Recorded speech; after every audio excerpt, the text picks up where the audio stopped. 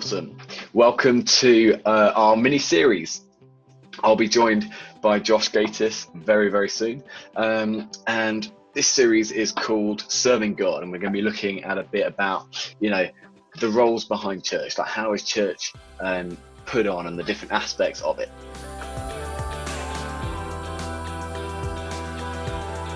I'm Josh. I'm going to be the other half of this conversation in this series, going through with Kane the different aspects of church life and serving the church.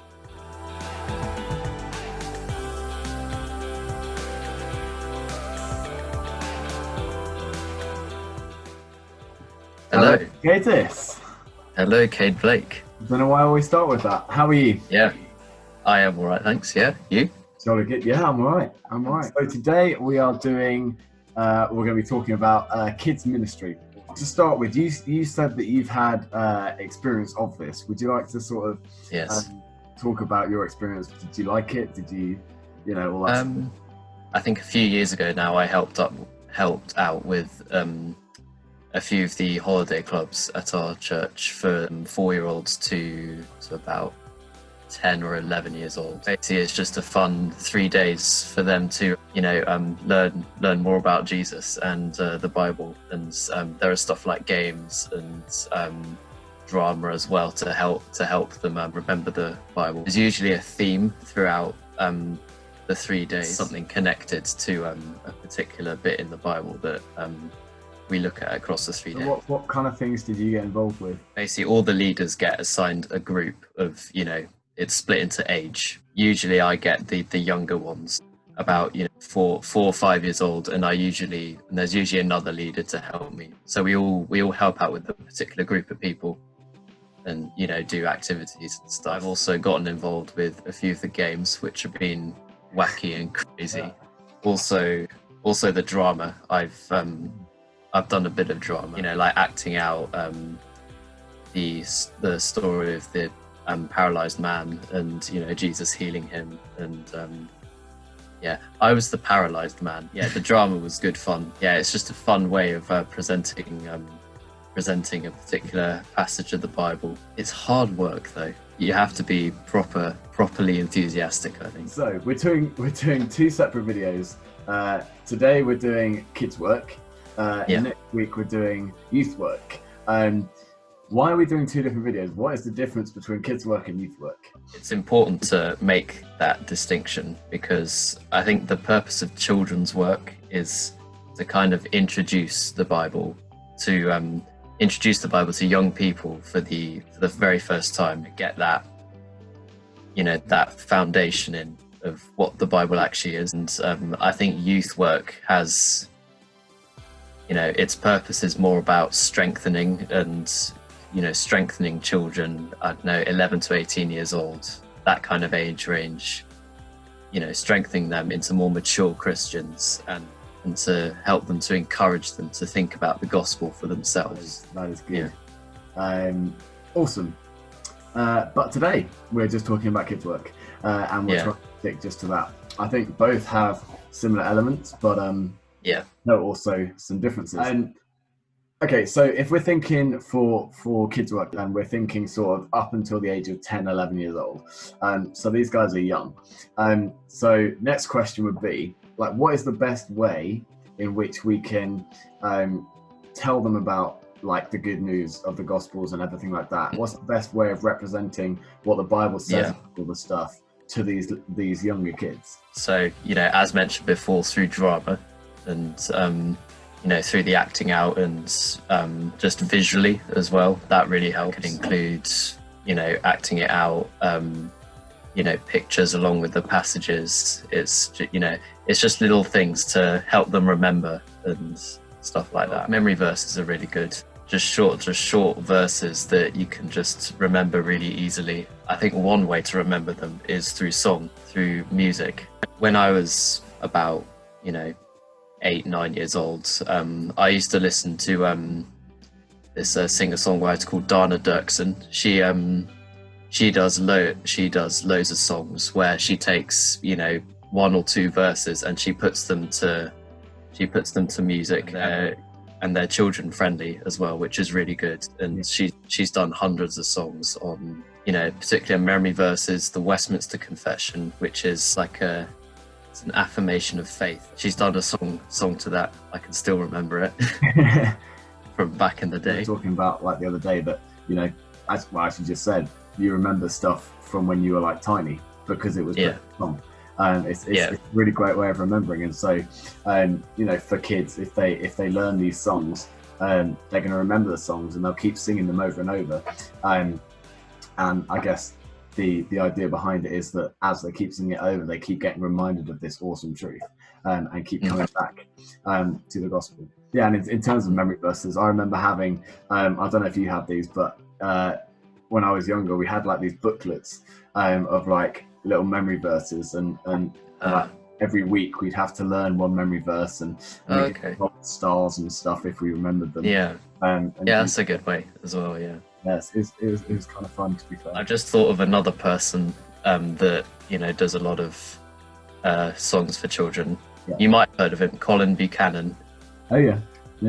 He does a lot of that stuff as well, and he does, you know, other songs on a particular theme and stuff that are helpful for children as well. Yeah, so it seems like song is one of the main ways to go with kids. I guess it. Yeah. And like with songs, you can do like actions and stuff as well, which make it like both it helps remember, but it also makes it fun. For me, definitely as a kid, the sermons were the worst thing. Like seriously, we have to sit down and listen to this guy talk for ages. Why? Yeah.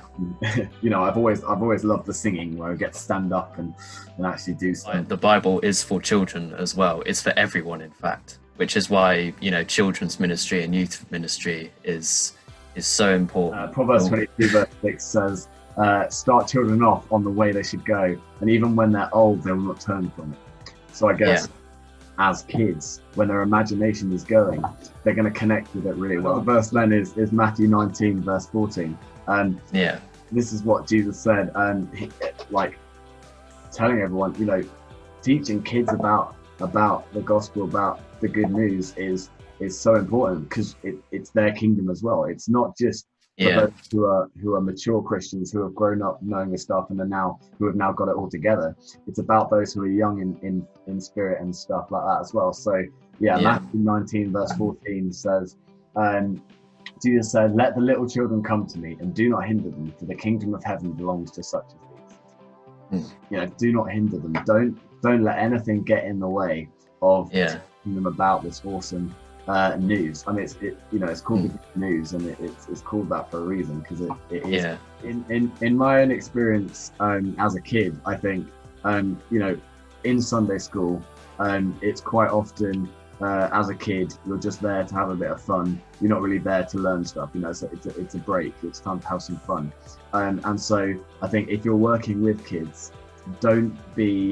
what I would say is don't be discouraged if you feel like the kids just aren't listening or just aren't learning, or if they don't have the same passion that you do for Jesus.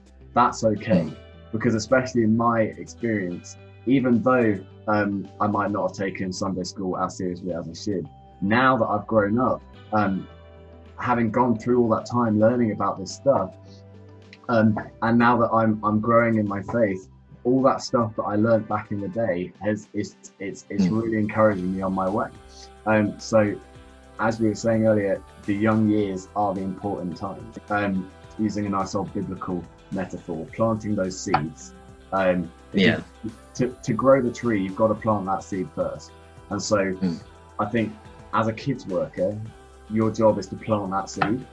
And also just to help start growing that plant or start growing that tree. But you can't, don't feel discouraged if that tree doesn't start to grow straight away, because some trees take longer than others. It just shows how fundamental children's ministry is, and you know how important it is to, you know, as you say, plant that seed. And it's hard, it's really difficult, and it does require a lot of patience and enthusiasm as well. On that note, I think we should go through the way we should be when presenting the Bible to children. Before we have the question, how do these children's leaders present the Bible, what characteristics maybe they should have and how you should be.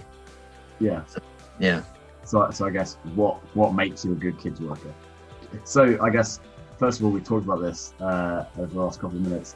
Enthusiasm is so important, and I think that's where it becomes like difficult, because quite often, Sundays at the end of the week, you've just finished a whole week of hard work. You've been at work or been at school and all this stuff, and at Sunday you've got to help out with these kids in the morning. Quite often you just want to sit there and do nothing.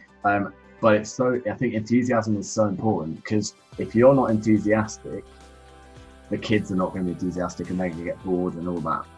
Like you were saying when we were preparing this, the kids are looking up to you. The kids are seeing how you're looking at all the stuff that you're teaching, basically. And if you're teaching it in an unenthusiastic way, if you're teaching it as though it's boring you to death, they're going to be bored, because they'll be like, the guy who's teaching me, he's not finding it very interesting, so it can't be very interesting. Yeah. So I think, it takes quite a lot of acting, to be fair, because quite often we don't want to be enthusiastic. Though we should be, and though the Bible is great news, often we just feel so tired by Sunday that we're just like, and so you've really got to try and at least act enthusiastic. And hats off to our children's minister Darren, who every Sunday has to get up early, and he just seems so enthusiastic when up the front at church, and when he eventually does go downstairs and do stuff with the children. And it's really encouraging to see that we have such a good children's worker at the church, and it really does make a difference when teaching the Bible to young children. And going on a very slight tangent again, because I like doing that. I've just finished reading the book Sing by the Gettys, which I recommended last week or the week before. In the latest chapters, it was talking about the importance of getting kids to experience like church. And so some churches deal with kids different ways. Some people have kids who don't come into the main meeting at all. So there's like kids church and then there's adult church, and there's two separate things. Some churches like ours, the kids stay in for the first, half or quarter or third or whatever, and then go out to their Sunday school while the sermon happens and all that. And then some churches, the kids stay in the whole time. I think all of these have positives, but what the book was saying was it's so important to from the very start of like the kid, like as soon as the kids are like born and can understand stuff, get them to see church happening, get them to see the adults in church, because it's through seeing people who are further along in the Christian faith or further along in their relationship with God that you get to learn and understand all these different things. And so if you stop those kids from seeing you or the other adults in the church worshipping or listening to sermon or all that kind of stuff, just being in church, then they're going to miss out on all that stuff, and they're going to miss out learning stuff. So earlier I talked a little bit about like Sunday kids ministry. As you were talking about previously, your experience of kids work hasn't been on a Sunday. I don't know if you or we could expand on maybe some differences between not Sunday kids work and Sunday kids work, or like whether whether different things have a different focus point or something like that. I don't know if you want to expand on that. It's more or less the same, but in some ways it isn't. When it's holiday club, all the 3 days are planned, and you know what to expect, and you know what we're going to do next, basically in the next hour on the next day, and it's just a kind of one-time thing, and you get loads of volunteers helping out with holiday club, even some as young as 12 or 13 years old that aren't part of that age group anymore, and they're really keen to help. On Sundays, it's there are loads of other leaders helping. Going back to then the idea of being enthusiastic, you were just talking about how little kids or younger kids are so enthusiastic to help out after they've gone after that bracket. And I think that's so awesome. And like the way that becomes a thing is if the leaders that they are being led by are enthusiastic themselves and do stuff that the kids look up to. Because if I know for me, when I looked up to my kids worker or my youth leader or whatever you call it, I was like, oh, they're awesome, they're so cool, and they really love their job. How cool is this job? I want to do that. And so when I got a chance, I'm like, oh, can I help with that? And so it's yeah. So it's like a role model that you need to do for the kids. A key difference actually between the Sunday and the holiday club is on the Sunday you get more of that. You get more of a chance to develop a close relationship between the leaders who frequently help out, and as you say, you develop role models they develop as a role model to that particular person, and it's over time you, as a child, you look up to them a lot more and you respect them a lot more, and you learn from them as well, and how and their knowledge of the gospel and how they worship. Whereas I think in stuff like holiday club, it's more it's a bigger event, definitely, but most of the leaders are volunteers. They don't do children's work very much, and it's more about them getting the experience. And I'd say there's less of that kind of relationship between the leader and the children. That's a very good point.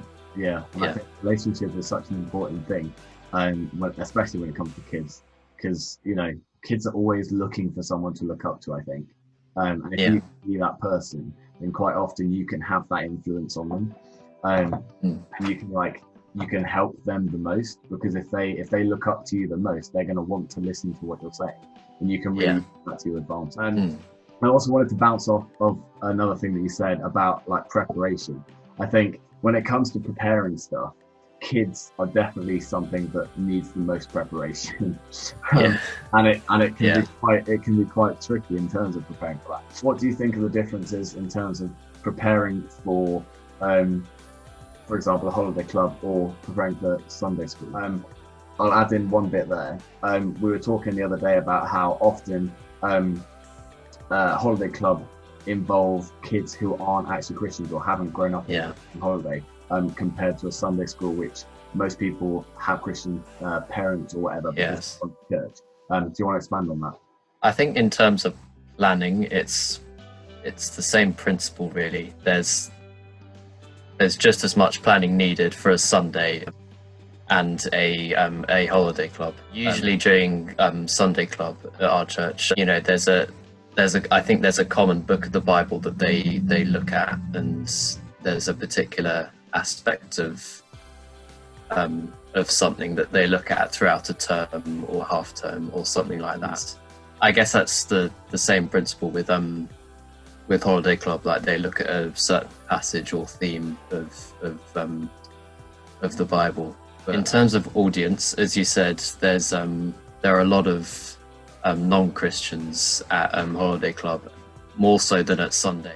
I think it's so important that in the holiday club you're talking to children that are in non-Christian family. I think you have to be a bit clearer with the children when it comes to holiday club. I mean, yes, teach them the Bible in a way that children would understand. You'd have to factor in that they already know things about the Bible, and they know kind of the foundation of it. But with holiday club, you might get children from non-Christian families who have absolutely no idea what the Bible is, and it's a completely new experience for them and everything, and it could be quite intimidating for them actually. And I think it's so important for a leader at that point to slowly kind of introduce them and make it so that it's not intimidating.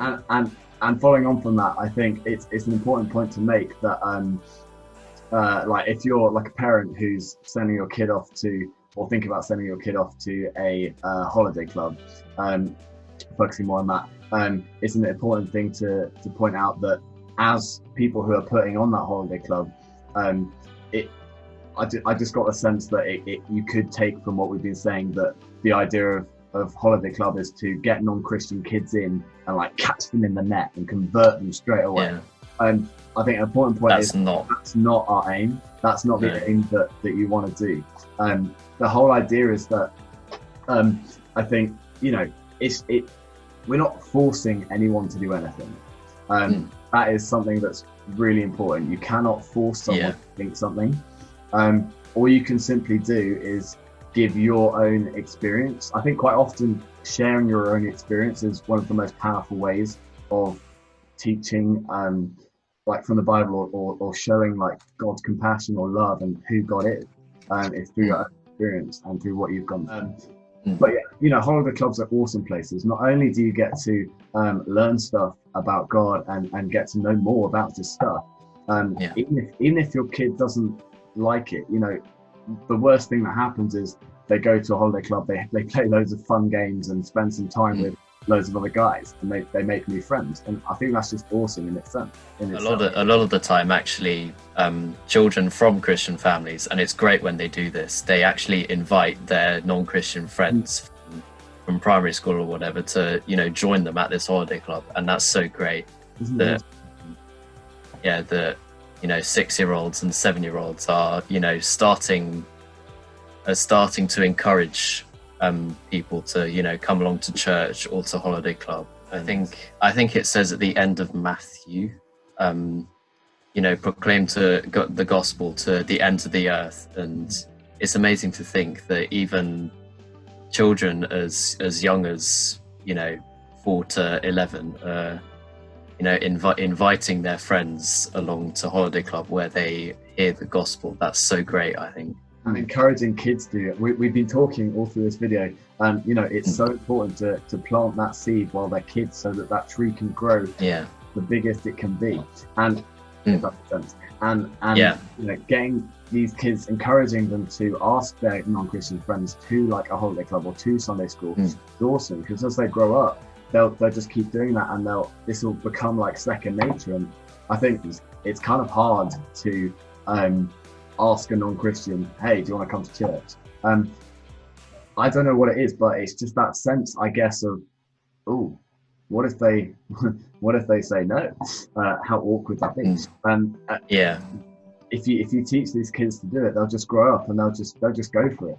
And that is awesome, and that's how it should be. I think it's harder when you're older to ask people to, you know, whether you want to come to church or an event. It's easy when you're a child, because you know, you're a child, you just don't care, basically. I was going to add to that, if like as an encouragement, maybe as an older person, if you're like a Christian, you want to invite someone to church, the way I see it doesn't always work, because I'm still quite scared of it. I don't know why it's very good, this is like asking people, do you want to come to church? But the way that I try and make myself see it is, you know what am I scared of? All right, I'm scared that they'll say no and that they'll think I'm creepy or weird or something. Okay, there's a verse in the Bible, Paul tells us, you know, nothing can compare, the suffering that we go through now is nothing compared to the glory that will be revealed in us. You know, even if they say no, even if it's a bit embarrassing, so what? If you compare that to the chance that they do come to church and that they encounter Jesus, surely that's a no-brainer. Quite often it's not, and quite often our fears get in the way of it. But you know, that's sort of the way I try and look at it. So like that balance between, oh, I might get it wrong and they might say no and we'll be a bit embarrassed, or they could come to church, they could say yes, and they could encounter Jesus, and they could get the life of Jesus, and they could experience all this awesome I'm experiencing, experience that relationship with God, which is unlike anything else. You know, it's that balance. I think we as adults and young adults as well can learn from children. I mean, it's really hard to invite a non-Christian to a church event or to church when you're an adult, but you can learn from children, because you can, you know, learn to have their enthusiasm and yeah, it's great when an adult has the enthusiasm of a young child, and that's something to take on board. Also, to pray about the, we as that mature Christians would have that same enthusiasm like a child to invite people along, and to encourage people to look at the gospel, encourage non-Christians to look at the gospel. Maybe we can finish with this. I mean, we've got a lot to talk about, and we could go on for but it's got to come to an end. So maybe we'll finish on this. Just came into my head now that, maybe you're thinking, whilst watching this video,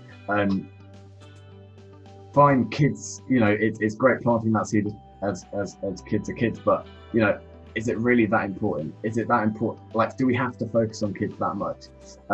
Why can't we focus on adults who, like, it matters? Surely kids have more time to come to it.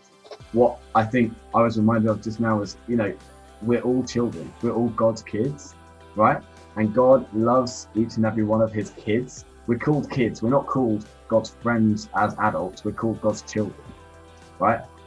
And so in a sense, we're all children, and no one is, obviously people are older than others, but in terms of, in God's eyes, no one is older or more significant or insignificant than anyone else. We're all learning. Even adults are still learning stuff about the gospel, but it's as a child, it's so good to be planting that seed. And in answer to your question, yes, it is. Children's ministry is absolutely important, and we should definitely not put that to one side and focus on the adults. Children are so important in church life, I think. Absolutely. Yeah. And I'll finish with this. I said I finished before, but I'll finish with this. Maybe slightly moved on from this whole idea of kids work, but for me, the most encouraging thing, I think, and the thing I just cannot get my head around, the more I think about it, the more it amazes me, astounds me. We are God's kids. We get to call him our Father. How awesome is that? We get to call our Creator, our God, our friend, our Savior. We get to call him Dad. Like, how cool is that?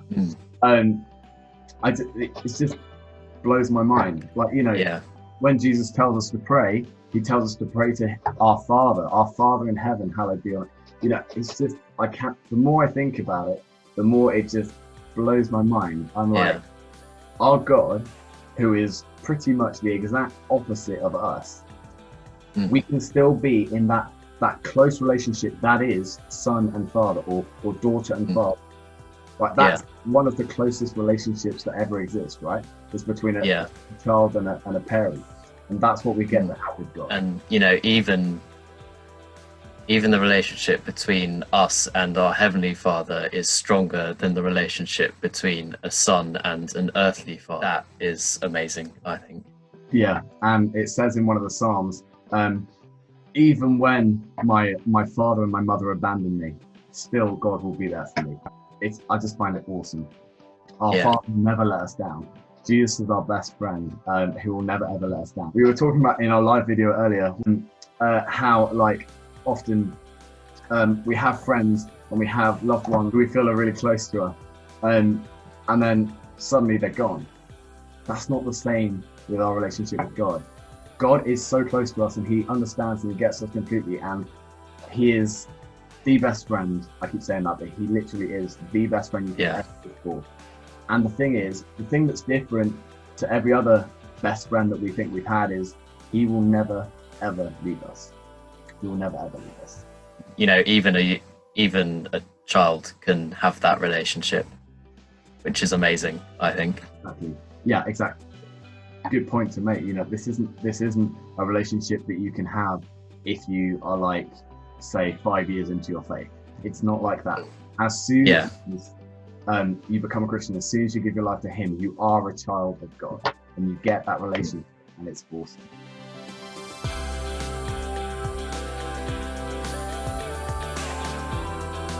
Awesome. I really hope you enjoyed that, and I really hope that was really helpful. to join us again next week. We're going to be talking a bit about youth work. So hope to see you then.